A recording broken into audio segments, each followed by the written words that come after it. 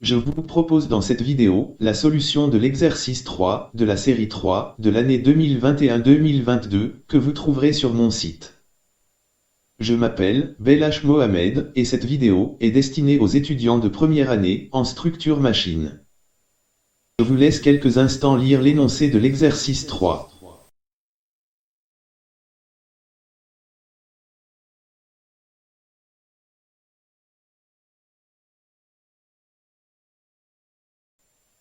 Comme vous l'avez remarqué, j'avais au départ donné un premier montage dans l'exercice, que j'ai modifié par la suite. En effet, la troisième question est plus compliquée avec ce premier montage. C'est pour cette raison que je l'ai simplifié en donnant le deuxième montage. Vous pouvez remarquer que la différence réside dans le nombre de variables d'entrée. En effet, cela joue un rôle important pour répondre à la troisième question. Vous allez vous en rendre compte vous-même, en suivant en détail, la solution que je vous propose dans cette vidéo.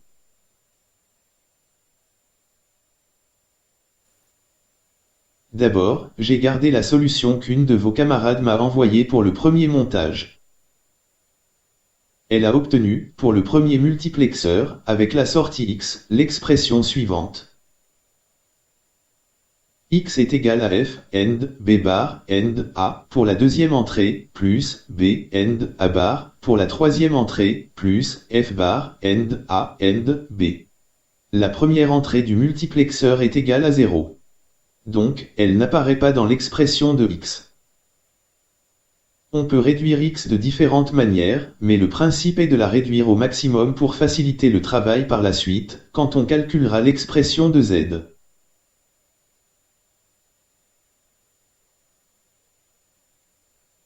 On passe maintenant au deuxième multiplexeur, avec la sortie y. Y égale à G, end, D, bar, end, C, bar, pour la première entrée, plus G, bar, end, D, end, C, bar, pour la troisième entrée. Les deux autres entrées sont égales à 0, donc, elles n'apparaissent pas dans l'expression de Y. On réduit y, comme nous l'avons fait avec x, sachant que le principe est de la réduire au maximum, pour faciliter le calcul de l'expression de z. On passe enfin au troisième multiplexeur, avec la sortie z. Z est égal à y bar, end, x bar, plus y, end, x, XOR, e, après la réduction de votre camarade. Vous voyez déjà que l'expression de z est assez compliquée pour passer à la question suivante.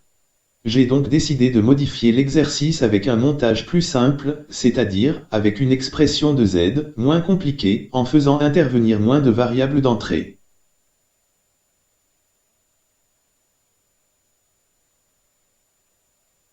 La recherche des expressions de x, y et z dans le second montage se fait de la même manière que dans le premier. Nous obtenons pour le premier multiplexeur, avec la sortie x, l'expression suivante après avoir fait toutes les réductions possibles. X égale à e bar, end, b, plus, a bar, end, b, plus, e, end, a, end, b bar. On passe maintenant au deuxième multiplexeur, avec la sortie y. Y est égal à E bar, end, B, plus, A, end, B, plus, E, end, A bar, end, B bar.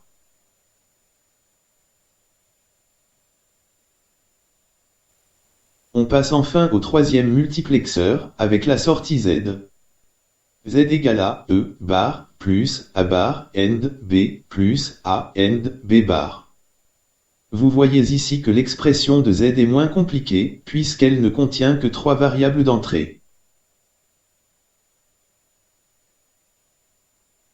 On peut en conséquence mettre au point la table de vérité de z. Elle contient 3 variables en entrée, E, A et B, donc 8 combinaisons, et une seule sortie z.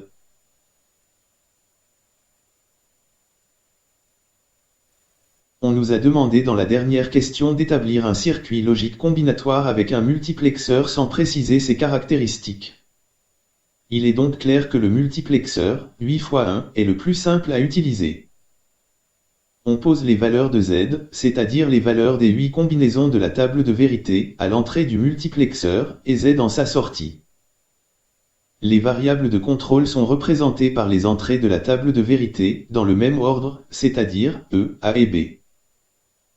Vous pouvez facilement vérifier que ce montage simplifié se comporte exactement comme le montage de départ.